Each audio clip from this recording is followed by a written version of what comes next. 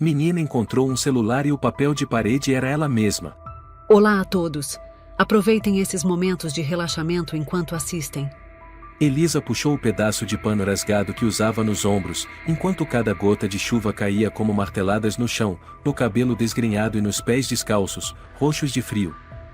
Ela tinha apenas 10 anos, mas seus olhos estavam velhos demais para sua idade, turvos, indiferentes e exaustos. A menina revirava uma pilha de galhos podres tentando encontrar lenha seca, mesmo sabendo que era quase impossível. A barriga doía de tanta fome, a boca seca, pois desde o dia anterior ela não comia nada além de metade de uma casca de laranja podre que havia encontrado perto do antigo lixão. Vai, Elisa, você ainda está viva, é o que importa, ela sussurrou, como se tentasse se acalmar. Atrás da Vila Serra Clara, havia uma pequena floresta que antes era destino de passeios em família. Mas desde que começaram os casos de desaparecimentos, crianças sumindo sem deixar rastros, espalhou-se o boato de que a floresta estava amaldiçoada. Elisa não se importava com esses boatos. Para ela, o lugar mais perigoso era onde havia gente demais. De repente, um som suave se fez ouvir. Clark! Elisa se sobressaltou. Ela afastou as folhas podres do chão e encontrou um objeto metálico brilhante. Era um celular antigo, com botões, arranhado e amarelado. Ela o pegou, as mãos tremendo. Sem senha.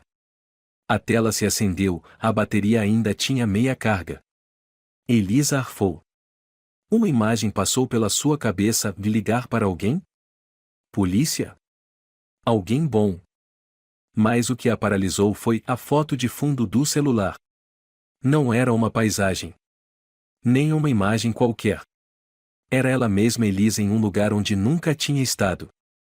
Um caminho de terra vermelha, com árvores altas dos dois lados, uma luz pálida, e Elisa na foto usava o vestido de flores que havia jogado fora 2 semanas atrás por estar muito rasgado. Aquela foto não poderia existir se ninguém estivesse vigiando ela. Não, não, isso não pode ser. Elisa recuou, quase deixando o telefone cair. Uma voz envelhecida soou atrás dela. Ei, menina! O que está fazendo aí? Elisa se virou rapidamente. Era Dona Pereira, uma senhora que costumava vender verduras na vila, morava perto da borda da floresta. O xale molhado na cabeça e os olhos semicerrados por causa da chuva faziam seu rosto parecer ainda mais severo. Eu só estava pegando lenha, Elisa respondeu trêmula. Você é aquela órfã fugitiva do abrigo, não é? Ouvi os boatos. Crianças como você só trazem desgraça. Dona Pereira disse alto, se aproximando. Você sabe quantas pessoas já desapareceram? E justo agora você aparece. Elisa recuou, escorregando na lama. Não fui eu não fiz mal a ninguém, só estou com frio e com fome, a menina quase implorava. Saia dessa terra. Antes que eu chame a polícia. A velha rosnou e virou as costas, indo embora. Elisa ficou parada. O frio agora não vinha só da chuva. Vinha de dentro do coração. Ela olhou de novo para o celular, cuja tela ainda estava acesa. A rede mostrava sem sinal. Ela apertou o botão do menu. Não havia mensagens, nem contatos. Só um álbum de fotos. Elisa clicou. Uma única pasta, de Elisa. Ela não queria abrir. Mas sua mão agiu sozinha. A primeira foto, dela dormindo, encolhida no telhado de uma casa abandonada onde ficou por algumas semanas. A segunda, de Elisa chorando atrás de uma lixeira perto do mercado central. A terceira, da menina tirando a roupa para se lavar, com uma parede coberta de musgo atrás, onde corria um riacho. Não, não, quem tirou essas fotos? Ela rolou a tela mais rápido, o coração disparado. A próxima imagem, dela diante do portão do orfanato Santa Teresa quando tinha apenas 7 anos. 3 anos atrás, Elisa sussurrou. Ele me segue desde aquela época? A fome parecia ter desaparecido por completo, substituída por uma angústia sufocante. Elisa lançou o telefone longe e cobriu o rosto, chorando. Mas não ousou fazer barulho, apenas tremia no meio da escuridão. Sentada debaixo da chuva, as roupas encharcadas grudando na pele, as mãos arroxeadas pendendo ao lado do corpo. Os olhos abertos, fixos no vazio, como se sua alma tivesse se separado do corpo. Só quando ouviu ao longe o rangido de um sino de bicicleta, ela despertou. Um garoto magro, com uns 12 anos, usando um gorro de lã cinza, passava por uma trilha de terra montado numa bicicleta velha. Ele parou, olhou Elisa por um bom tempo e então falou: Ei! O que você tá fazendo aí na chuva, sentada desse jeito? Elisa hesitou. Não sabia se devia responder ou fugir. Mas o jeito que o garoto olhava não era como os adultos, não havia maldade, apenas curiosidade. Tô falando com você.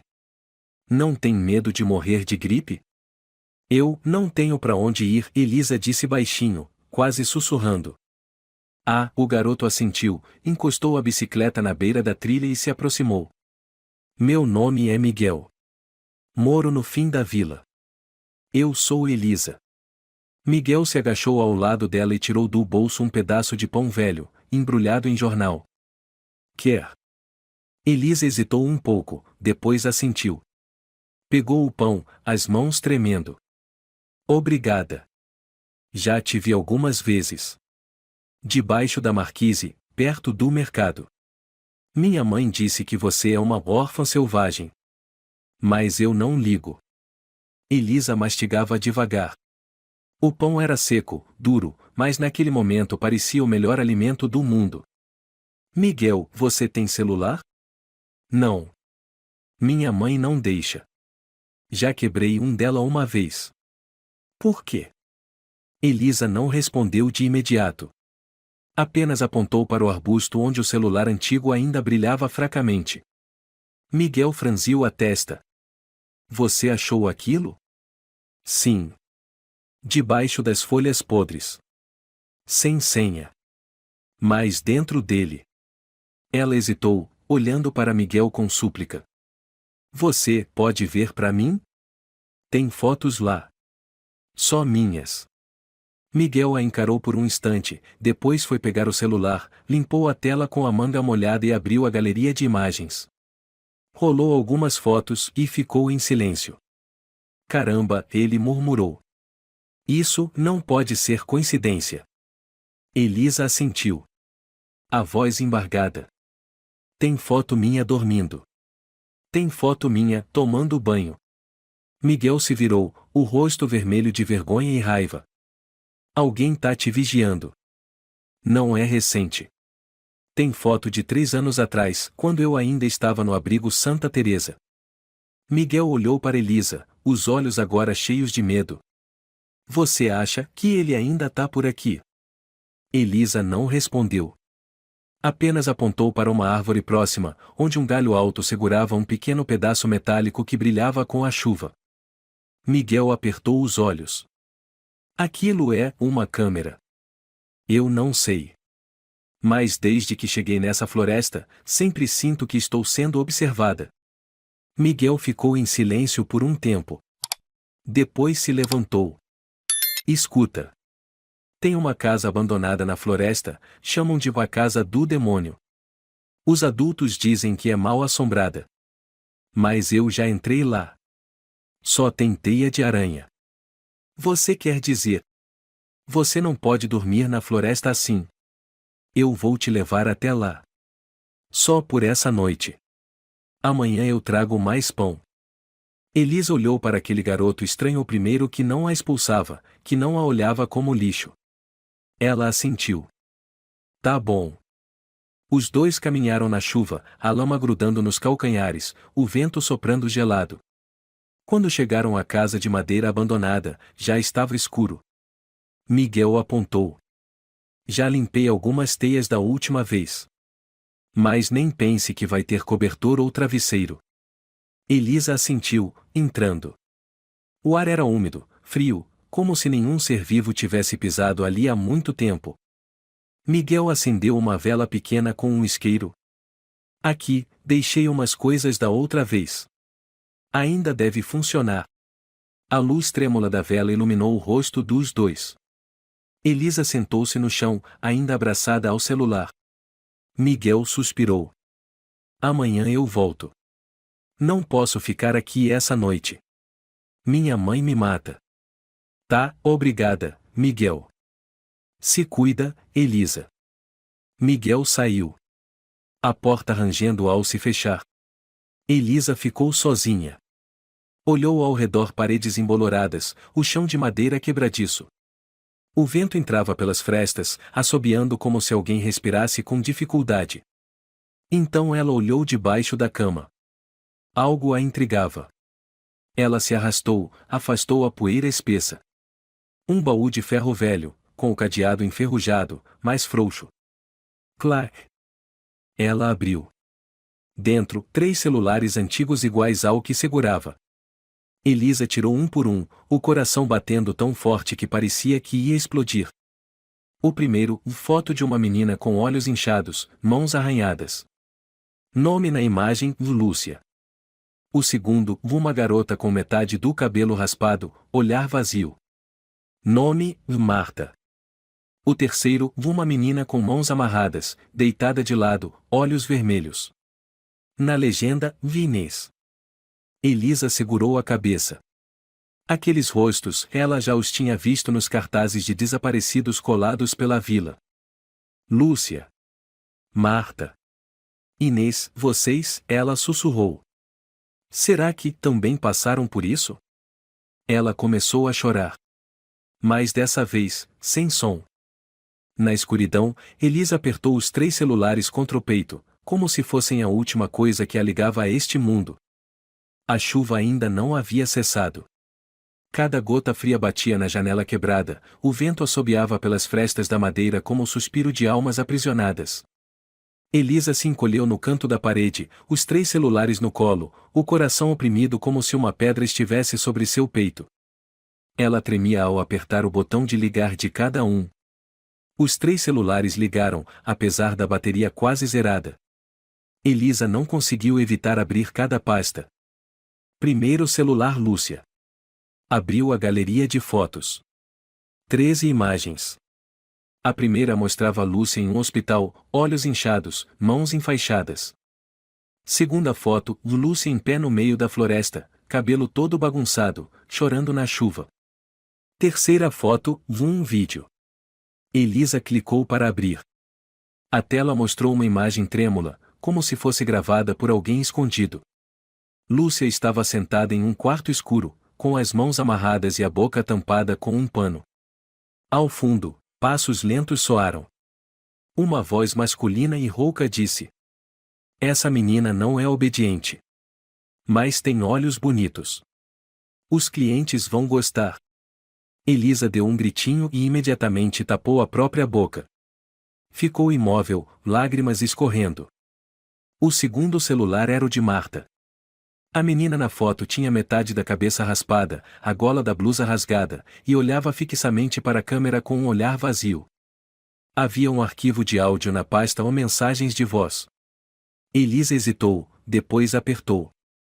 Se alguém ouvir isso, e por favor, não deixem que eu desapareça como a Lúcia. A voz estourou no final da frase, seguida de um grito desesperado e do barulho forte de algo pesado batendo contra a parede. Elisa teve ânsia de vômito. Correu para o canto do cômodo, se abaixou e vomitou em desespero.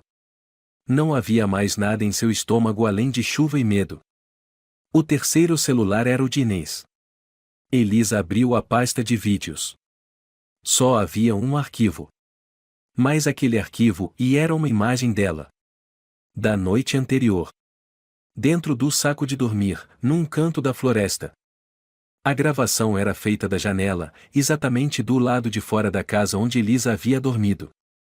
Não, e ele ainda está por aqui. Elisa gaguejou, lágrimas correndo.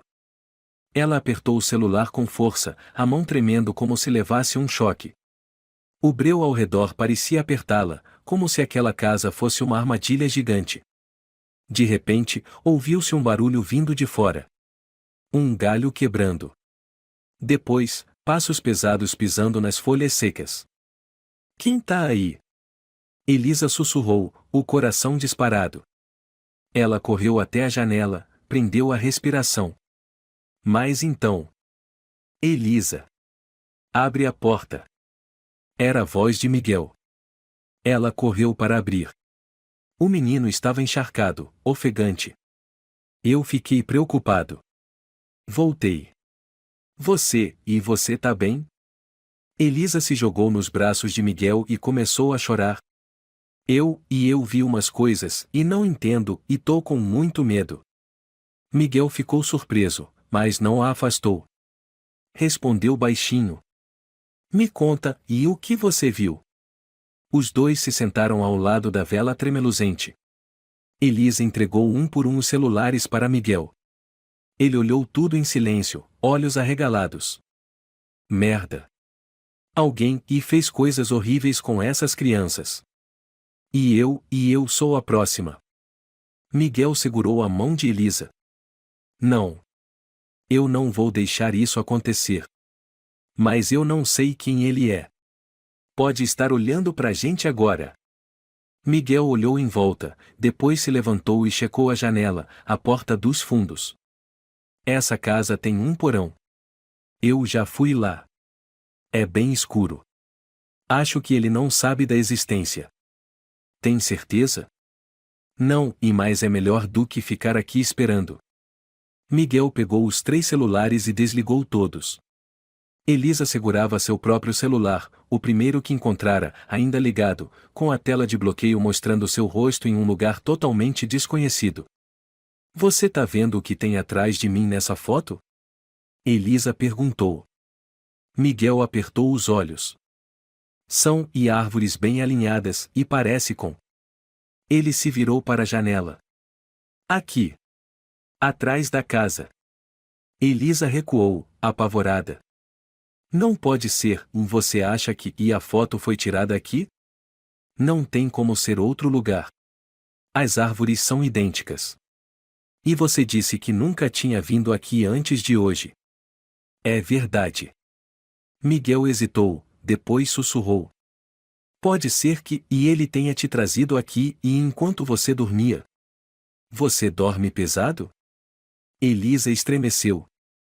Eu às vezes desmaio de fome e não sei. Um som de ocreco veio do telhado. Ambos olharam para o teto. Nada. Miguel falou baixo. Vamos. Vamos descer pro porão. Elisa assentiu, ainda agarrada ao celular. Os dois foram tateando até a cozinha, empurraram uma tábua podre e revelaram uma escada para o porão. Tudo escuro. Um cheiro forte de mofo e ferrugem. Elisa tossiu. Miguel acendeu um isqueiro. No porão havia prateleiras de ferro velhas, alguns tambores vazios, e um colchão velho, manchado de sangue seco. Meu Deus! Miguel sussurrou. Elisa ficou paralisada. Ela viu um ursinho de pelúcia roxo. Faltava um olho, e um dos braços estava rasgado. Isso é meu e da minha infância. Você tem certeza? Tenho. Juro. Eu dormia com ele toda noite no orfanato Santa Teresa. Um dia, ele sumiu. A diretora disse que um cachorro levou embora. Mas agora... Miguel fechou o punho. Estava pálido. Ele já entrou no orfanato. Ele esteve mais perto de você do que você imagina. Elisa caiu de joelhos, respirando com dificuldade. O que a gente vai fazer? Ninguém vai acreditar na gente. Esses celulares talvez nem sejam provas suficientes. Miguel respondeu baixo. Eu conheço uma pessoa que pode ajudar. Quem? Meu primo. Sérgio. Ele é policial na cidade. Vou tentar falar com ele. Mas você tem que ficar aqui. Não saia. Não, e não posso ficar sozinha. Miguel hesitou. Essa noite eu fico. Mas amanhã cedo eu vou. Vou trancar por fora. Você tem celular, tem bateria. Se acontecer algo, me liga. Elisa apertou a mão de Miguel com força. Obrigada, Miguel. Eu não sei se aguentaria sem você. Miguel deu um sorriso forçado. A gente não vai deixar ele vencer. O porão úmido estava mergulhado numa escuridão densa. Elisa se encolheu no colchão velho, abraçada ao ursinho roxo rasgado. Miguel sentou alguns passos à frente, encostado na parede de tijolos frios, olhos semicerrados, claramente sem conseguir dormir. Você já dormiu? Elisa sussurrou. Ainda não, e você? Também não. Sonhei com a Lúcia e a menina do vídeo. Ela chorava, com as mãos cobertas de sangue, a boca amarrada. Miguel abriu os olhos, encarando a menina à luz fraca do isqueiro sobre a prateleira. Eu também não paro de pensar nelas. Lúcia, Marta, Inês. Você acha que ainda estão vivas? Elisa ficou em silêncio por um longo tempo, depois respondeu baixinho. Eu não sei. Mas se estiverem mortas, eu quero saber por quê. Quero saber quem fez isso. Ela se sentou de repente, pegou o celular de Marta o segundo que encontrara. Restava apenas uma barra de bateria.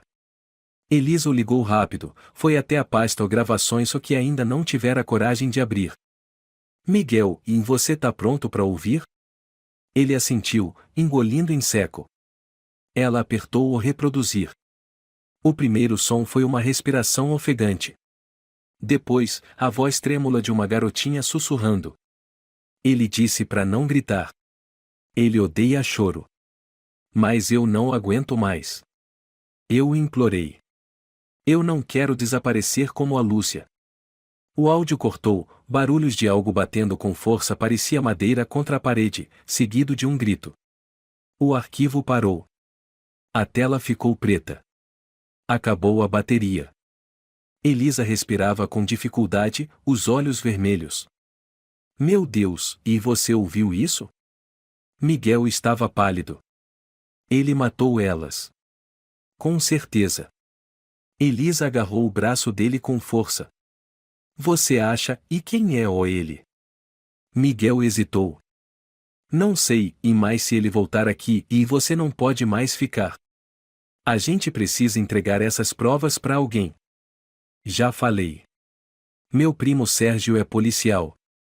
Vou tentar encontrar ele. Elisa assentiu, fraca, depois olhou pro celular de Inês. Respirou fundo. Eu quero ver aquele vídeo. Aquele que me mostra dormindo. Você tem certeza? Tenho. Quero saber como ele se aproximou de mim. Vai que tem alguma pista. Miguel assentiu em silêncio. Elisa deu play. A imagem apareceu trêmula, gravada de fora da janela da casa abandonada onde estavam. Na imagem, Elisa estava enrolada no saco de dormir, de costas para a janela. Uma voz masculina sussurrava, como se falasse sozinho e gravasse. A menina ainda tá viva. Tão pequena, mas com um olhar especial. Às vezes olha direto para a câmera, como se soubesse que está sendo observada. Mais alguns dias, ela vai estar pronta. Miguel se levantou num pulo. Droga! Ele esteve aqui. Ele veio aqui ontem. Elisa tremeu, encostando-se na parede. Eu dormi ali e eu não fazia ideia de que ele estava na janela. Miguel apertou os punhos. Ele tá preparando tudo. Você ouviu. Ele disse vai estar pronta. Ele já fez isso várias vezes. Elisa se lembrou de algo. Quando eu dormi, senti um calafrio e como se alguém me observasse. Achei que era só imaginação. Miguel foi até a janela, iluminou a floresta com a lanterna do celular. Olhou bem. Não vejo ninguém e mais é claro que ele conhece esse lugar. E se ele voltar? Eu não vou deixar ele te tocar. Mas você precisa se esconder. Miguel abriu a mochila, tirou uma faquinha de cozinha. Eu trouxe isso. Só para me defender. Elisa estremeceu ao ver o brilho da lâmina sob a vela. Você acha, e que pode esfaquear ele? Eu não quero, e mais se precisar, eu vou. Elisa não respondeu. Abriu o celular dela o primeiro que achou no meio das folhas. Havia um novo arquivo na pasta Notas de voz, datado de ontem. Elisa nunca tinha reparado.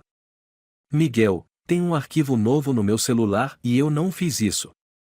Abre pra ver. Elisa deu play. De novo, a voz rouca, dessa vez mais clara. Elisa. Você tá ouvindo, né? Eu sei que você entrou na casa. Sei que você viu as fotos. Você é curiosa, e eu gosto disso. Os curiosos e raramente vivem muito. Mas você é diferente. É mais especial que os outros. Eu te observo faz tempo. Miguel arrancou o celular da mão dela e desligou. Estava ofegante. Ele sabe que você ouviu. Ele mandou esse arquivo pela internet. E deixou no aparelho antes, esperando você encontrar. Elisa já tremia inteira. Eu quero sair daqui e ainda essa noite. Miguel assentiu. Tudo bem. Mas a chuva está muito forte. Não dá para atravessar a floresta agora. A gente precisa esperar até de manhã. Ele puxou a tábua de madeira que cobria a entrada do porão e a travou com uma viga por dentro. Eu fico de vigia.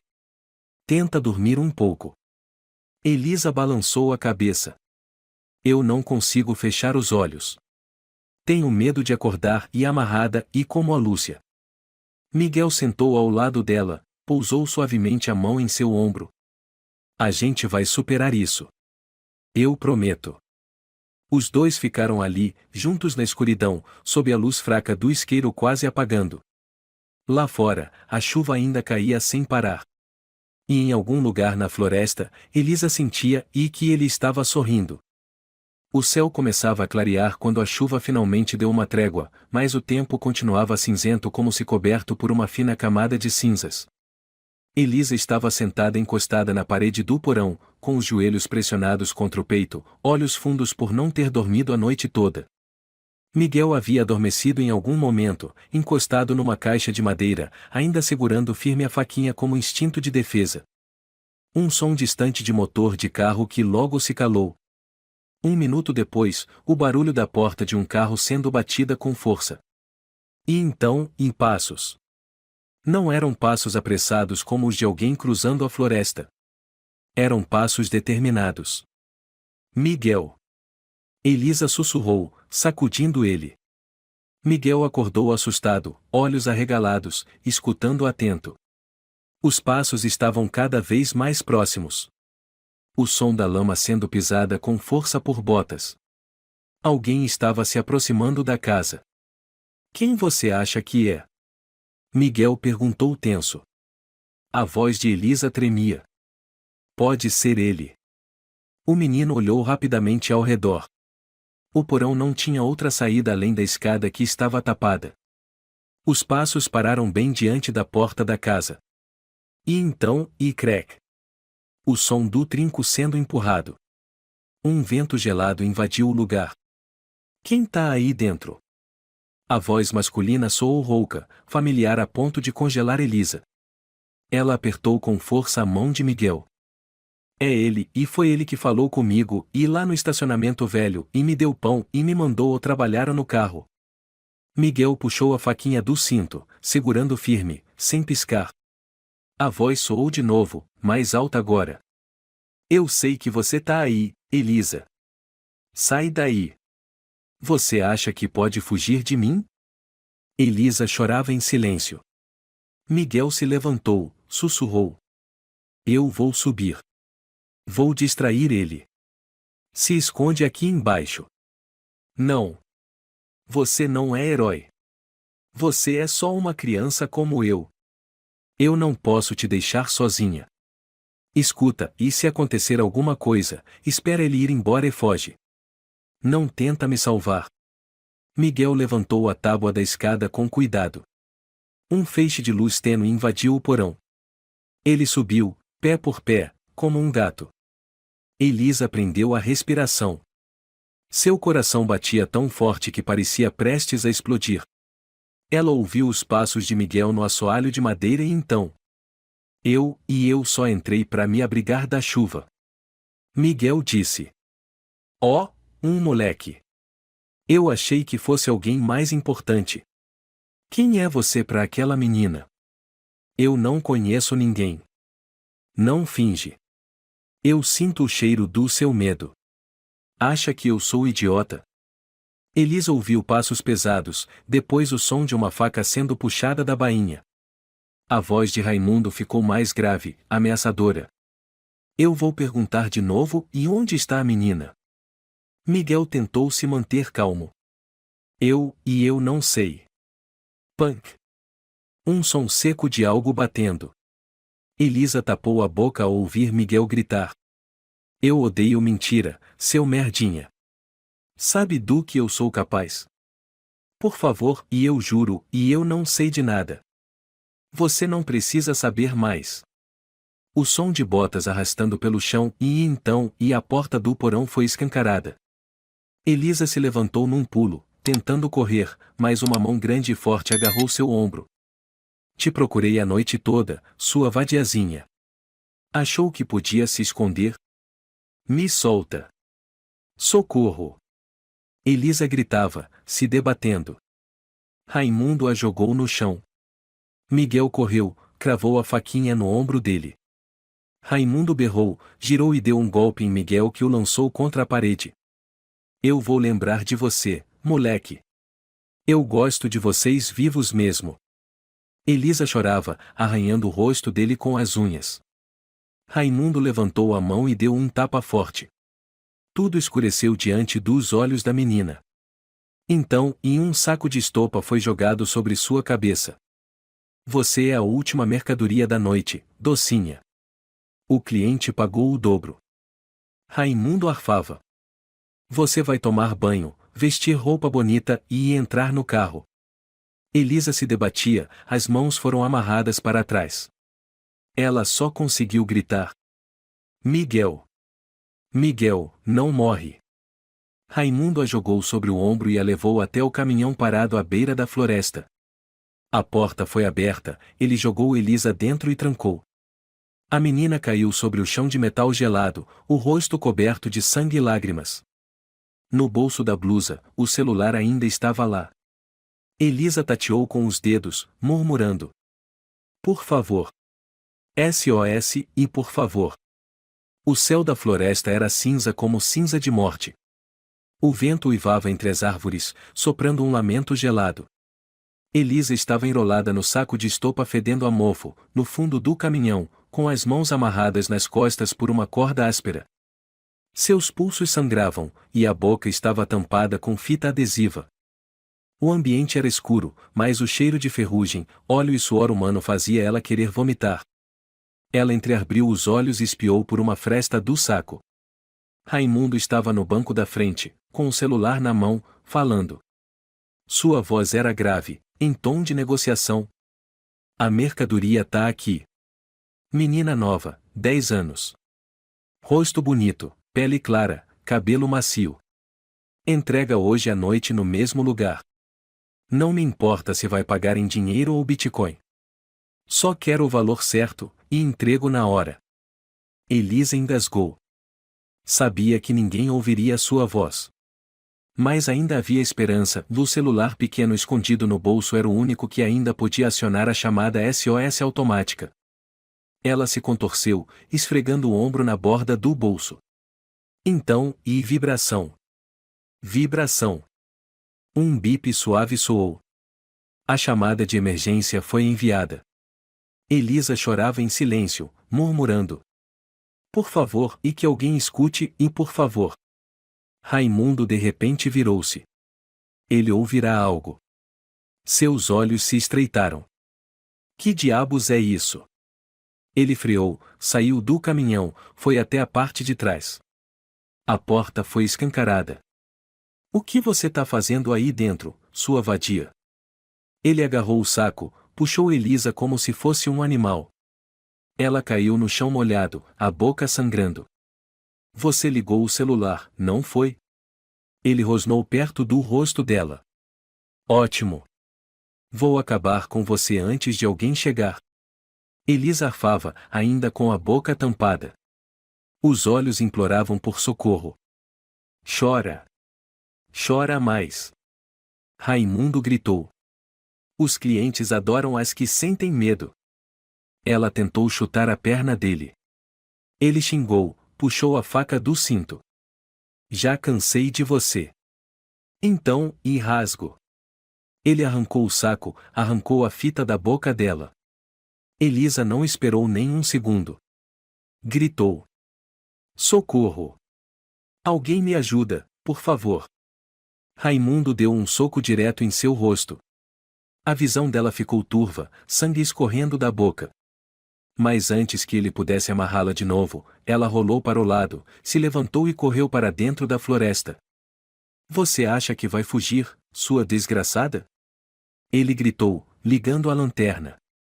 Um assobio assustador ecoou de seus lábios, como um gato caçando um rato. Elisa cambaleava, as pernas arranhadas e sangrando por pisar em espinhos. Você é a última. Você vale o dobro das outras. Ele berrou atrás. Eu não sou mercadoria. Eu sou uma pessoa. Elisa gritou de volta, soluçando entre a respiração ofegante. Raimundo riu com frieza. Você vai tomar banho. Colocar maquiagem. E pegar o carro para uma viagem ou eterna. Elisa tropeçou em uma raiz, caiu de cara no chão, vendo estrelas. Ele se aproximava, a lanterna apontada direto para ela. Fim da linha, docinha. Ela pegou um galho seco e atirou no rosto dele. Raimundo cambaleou, xingando. Elisa correu de novo. O celular no bolso vibrou mais uma vez, a chamada SOS foi enviada novamente. Muito bem, e ela arfava. Vem logo, e por favor. Raimundo ainda a perseguia de perto. Sua risada cortava o vento. Tá gostando da brincadeira? Tá me deixando animado. Nunca tive tanto trabalho com uma. Elisa chegou perto de uma árvore grande, escondeu-se atrás, respirando ofegante. Mas, e o celular vibrou de novo, uma chamada automática foi feita. O som do toque ecoou. Raimundo parou. Inclinou a cabeça. Sorriu. Ah, e você ligou o aparelho? Maravilha. Agora eu acabo com você de vez. Elisa ficou paralisada. Mordeu o lábio até sangrar, tentando não chorar. Passos se aproximaram. Onde você está, docinha? Você é obediente. Não me deixa bravo. Elisa viu uma trilha à direita, perto de um riacho. Sem pensar, correu naquela direção, escorregou em pedras, caiu no leito do riacho. Ai! Água fria espirrou, cortante como gelo. Ela se levantou com esforço, o pé ferido e sangrando. Raimundo viu o rastro de sangue com a lanterna e riu alto. Já te achei. Não adianta correr. Elisa rastejou pela margem e tentou continuar correndo. O vento assobiava, as folhas batiam em seu rosto. Ela não parava. Não podia. Ao longe, talvez, e uma luz? Ou seria só ilusão? Raimundo rugiu. Você não vai a lugar nenhum. Você é minha. Ela corria, murmurando. Não, e ninguém tem o direito de me possuir, e ninguém. Suas pernas fraquejaram. A cabeça girava. Mas então, o som de uma sirene ao longe. Uma sirene de polícia. Elisa murmurou em lágrimas. Por favor, e chega a tempo. Raimundo parou. Seu rosto se contorceu. Não, e não pode ser. Ela se arrastou até uma cavidade em uma árvore, se escondeu. Sua respiração era rápida, o celular em sua mão molhada piscava uma luz fraca. Raimundo olhou em volta, puxou a faca e caminhou devagar como uma fera prestes a atacar. Sai daí. Não me faça ter que te despedaçar. Elisa cerrou os dentes. E então, a luz azul piscando ao longe ficou mais nítida, luzes de viatura policial. Ela sussurrou. Por favor, cheguem a tempo, e por favor. Elisa permaneceu encolhida dentro do tronco oco da árvore podre, respirando ofegante e com o coração disparado. Seus olhos estavam fixos naquela luz intermitente à distância. Seria realmente uma viatura de polícia? Ou apenas a última alucinação antes do fim? Os passos de Raimundo pisando sobre folhas secas estavam cada vez mais próximos. O feixe da lanterna varria o mato, iluminando os troncos úmidos. Sai daí, Elisa, ele chamou, com uma voz perigosamente suave. A gente não vai longe, é só você cooperar. Não vai doer. Eu prometo. Elisa tapou a boca, tentando não soluçar. Pensou em Miguel. Onde estaria o menino agora? Caído na casa abandonada? Morto? Ela não sabia. Mas precisava sobreviver. Por ela. Por ele. Os passos pararam bem ao lado do tronco. Então, ele se agachou. Elisa prendeu a respiração. Você acha que eu não sei onde você se escondeu? Raimundo rosnou. Já brinquei com crianças mais espertas que você. A mão dele entrou. Elisa se levantou num impulso, tentando correr. Mas o sangue da ferida na perna a fez cambalear. Raimundo agarrou a gola de sua blusa e a jogou no chão. Gosta de fugir, é? Ele berrou, os olhos vermelhos de raiva.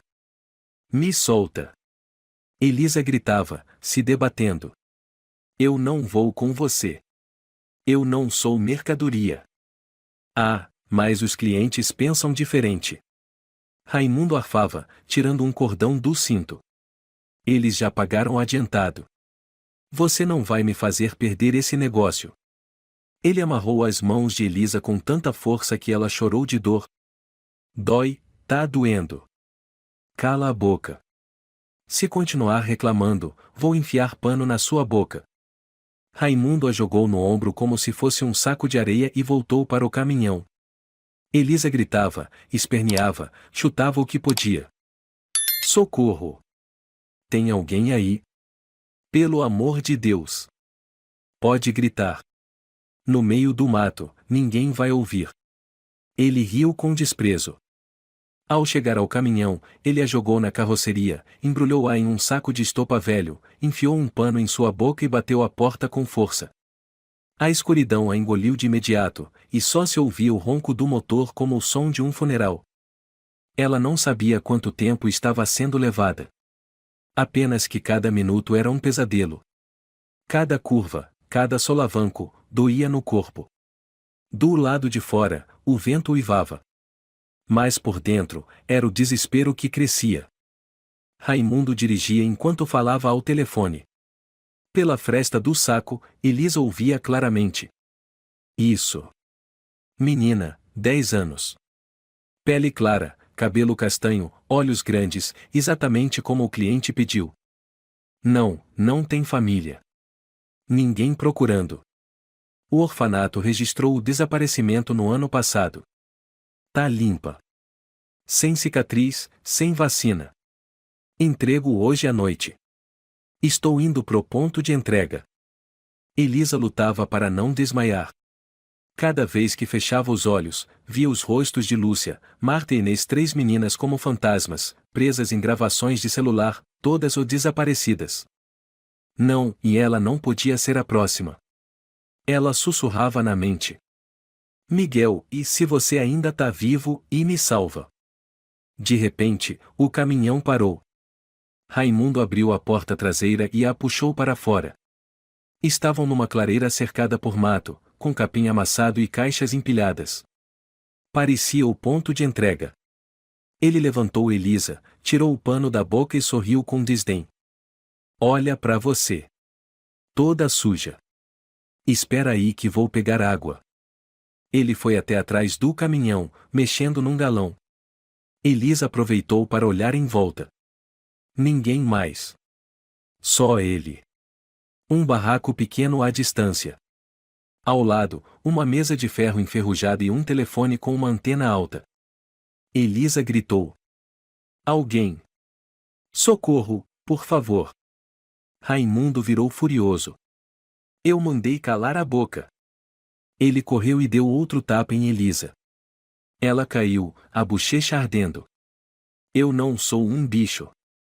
Ela gritou de volta. Eu não sou sua coisa. Raimundo se inclinou, rosnando palavra por palavra. Não. Você é mercadoria. E eu sou o entregador. Você não tem escolha. Elisa olhou nos olhos dele, engolindo o choro. Você vai pagar por isso. Raimundo gargalhou. Acha que alguém vai te salvar aqui? No meio do mato? Já fiz isso com outras antes. Você não é diferente. Ele abriu uma bolsa e tirou uma garrafa d'água, lenços umedecidos, batom e um pente. Eles gostam de mercadoria limpa, entendeu? Fica tranquila, eu não vou te tocar. Você não é meu tipo. Elisa tremia. Você é doente. Não. Eu sou prático. E você é a mais bonita que eu já consegui. Ela não ouvia mais. Olhou pro céu cinza e sussurrou. Por favor, e se alguém estiver ouvindo, e por favor. Ela fechou os olhos. E então, muito ao longe, no meio do silêncio, e uma sirene. O som da sirene rasgou a floresta como uma navalha, destruindo o véu de escuridão e desespero. Raimundo congelou no meio do gesto de passar o lenço no rosto dela. Seu semblante mudou. Não, e não pode ser, e ele murmurou, olhando na direção do som. Eles não podem ter chegado tão rápido. Elisa abriu os olhos, sem acreditar. Mordeu o lábio até sangrar para ter certeza de que não era alucinação. E então, o som recomeçou, mais alto, mais perto. O senhor ouviu isso? Ela sussurrou. É a polícia. O senhor está acabado. Raimundo se virou, olhos em fúria. O que você fez? Fala. Eu não precisei fazer nada. O celular o ligou sozinho. Enviou a localização. Elisa sorriu, tremendo. O senhor se achou esperto. Mas não contava com isso. Sua. Ele levantou a mão, mas parou no meio do movimento. Depois xingou, puxou o telefone e ligou. Eles rastrearam o sinal e ele dizia. Tenho que mudar o ponto. Entrega adiada. Talvez eu tenha que eliminar a carga. Cala a boca, eu sei o que tô fazendo. Ele desligou, transtornado como um animal ferido. Depois olhou para Elisa com olhos frios como lâmina. Se eu não posso entregar você e também não deixo ninguém ter você. Elisa recuou, esbarrou numa caixa de madeira. Raimundo se aproximou, puxou uma faca dobrável do bolso, a lâmina brilhando sob a luz da lua. Adeus, docinha. Mas nesse exato momento, uma voz gritou. Polícia! Parado! Larga a faca! Mãos pra cima! Raimundo virou, ainda com a faca na mão. Lanternas iluminaram seu rosto. Luzes vermelhas e azuis piscavam. Viaturas da polícia cercavam a clareira. Um policial alto saiu do carro blindado, usando colete à prova de balas e segurando um megafone. Raimundo Moreira, o senhor está sendo investigado há 2 meses. Abaixe a arma, ajoelhe-se, e coloque as mãos na cabeça. Raimundo arfava, olhos vidrados. Ele puxou Elisa e colocou a faca no pescoço dela. Para trás. Todos vocês. Eu mato ela se derem mais um passo. Elisa gritou. Não cheguem perto. Ele tá tremendo. Tá perdendo o controle. O policial fez sinal para recuar. Uma agente jovem ao lado dele sussurrou. Capitão Ferreira, essa é a última vítima. Não podemos arriscar. O tenente Ferreira assentiu, abaixou o megafone e deu um passo à frente. Raimundo, eu te conheço. Você escapou por 4 anos. Mas hoje é o fim. Cala a boca. Você não sabe de nada. Raimundo gritou. A gente só fornece o que o mercado quer. Você não precisa matar a Elisa. Você não tem saída. Entregue-se. Raimundo rosnava, a mão da faca tremendo. Elisa aproveitou e se curvou de repente, acertando uma cabeçada na barriga dele. A faca passou de raspão em seu pescoço, ferindo levemente, mas ela rolou pro lado. Bang! Raimundo caiu. Um tiro acertou seu ombro. Policiais avançaram para dominá-lo. Segurem ele. Algemem agora. Ferreira gritou. Uma policial correu até Elisa, ajoelhou e examinou. Corte superficial no pescoço e nos pulsos. Chama a ambulância. Elisa soluçava, sorrindo ao mesmo tempo. Eles vieram mesmo, e eu tô viva. Ferreira se abaixou e segurou sua mão com delicadeza. Você está segura agora, Elisa. Procuramos por você a noite toda. Miguel, e meu amigo, e ele foi atacado, e os 3 celulares, e estão na casa abandonada.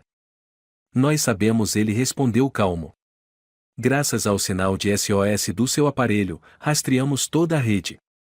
Você foi a peça final. Elisa sussurrou. Eu não sou mercadoria.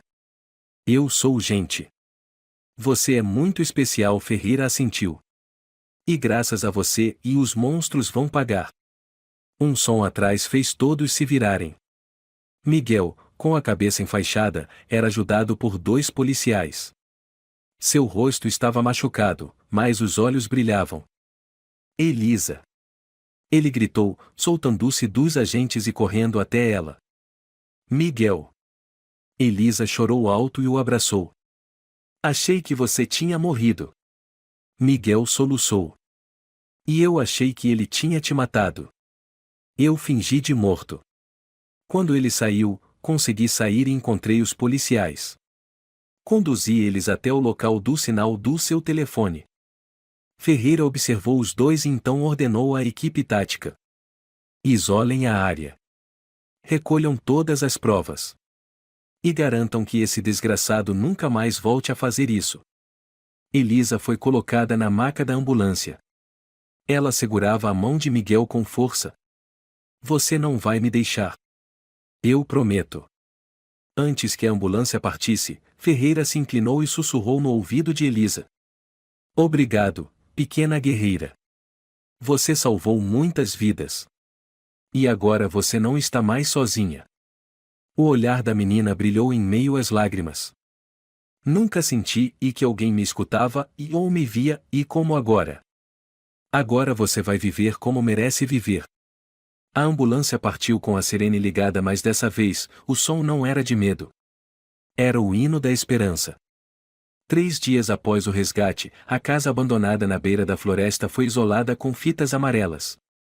Peritos, investigadores e repórteres se aglomeravam no local, filmando, anotando, entrevistando. O tenente Ferreira permanecia entre as evidências, sua voz grave. O que encontramos? Uma policial se aproximou para relatar. No porão havia um colchão com sangue seco, 4 ursinhos de pelúcia antigos e uma sacola com fotos impressas. Há uma lista com nomes, idades, descrições e todas coincidem com meninas desaparecidas nos últimos 3 anos. Ferreira assentiu com pesar. Era onde mantinham as vítimas antes da entrega. Um técnico correu até ele. Também recuperamos dados de 4 celulares antigos. Cada um com álbuns de fotos das meninas, áudios e vídeos. Elisa foi a única que ainda não havia sido entregue. E graças ao sinal de SOS do aparelho dela, conseguimos rastrear tudo. Ferreira se virou para um repórter da emissora nacional. Só direi uma vez, Raimundo Moreira era peça-chave em uma rede de tráfico humano transnacional. Mas ele não agia sozinho.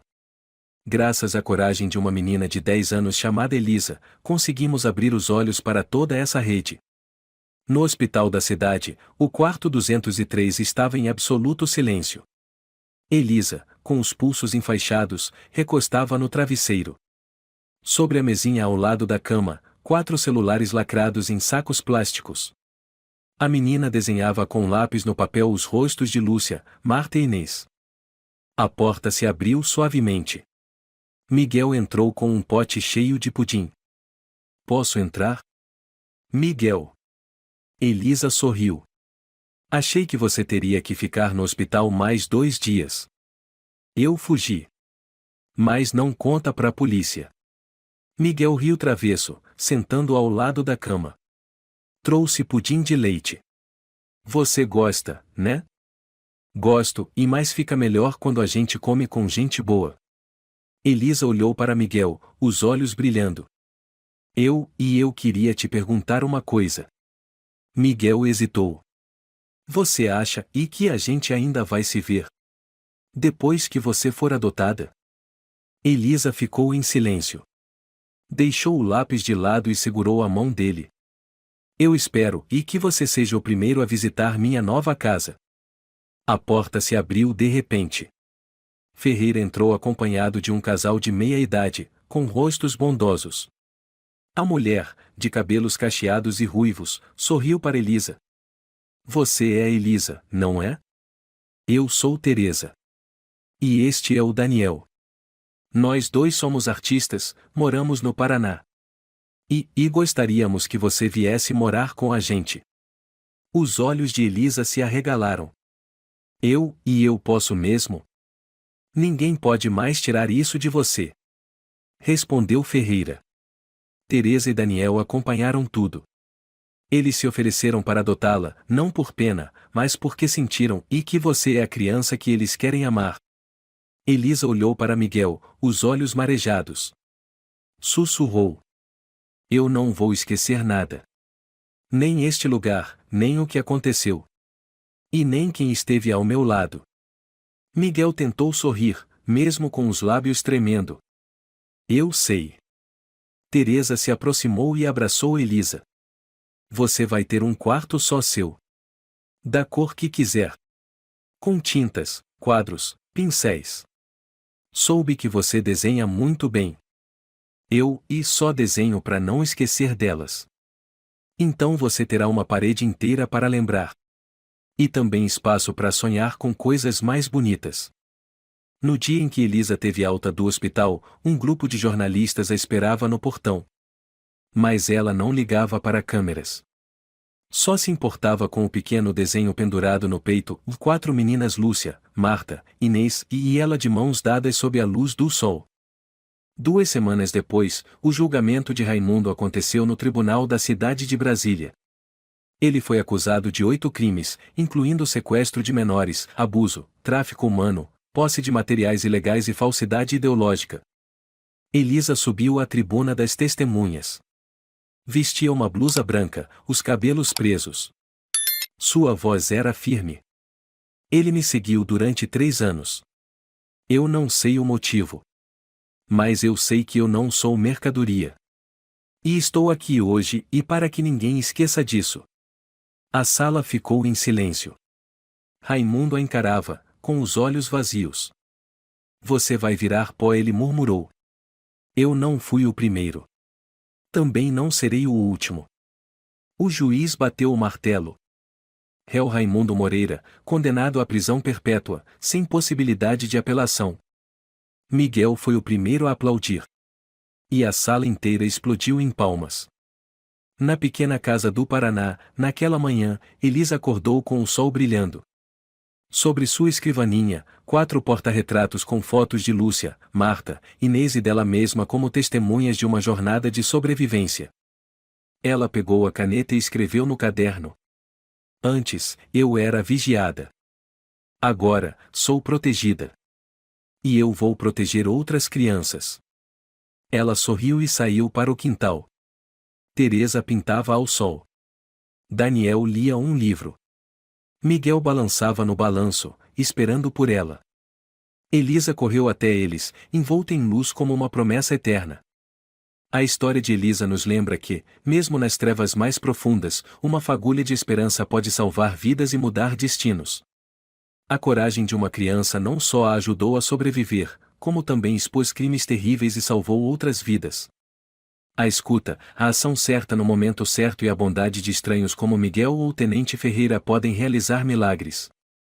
Toda criança merece ser amada, protegida e viver com dignidade. Se você gostou desta história, convidamos você a dar um like e se inscrever em nosso canal. Seu apoio nos motiva a continuar trazendo histórias comoventes quase todos os dias. Estamos muito agradecidos pelo seu apoio. Até breve.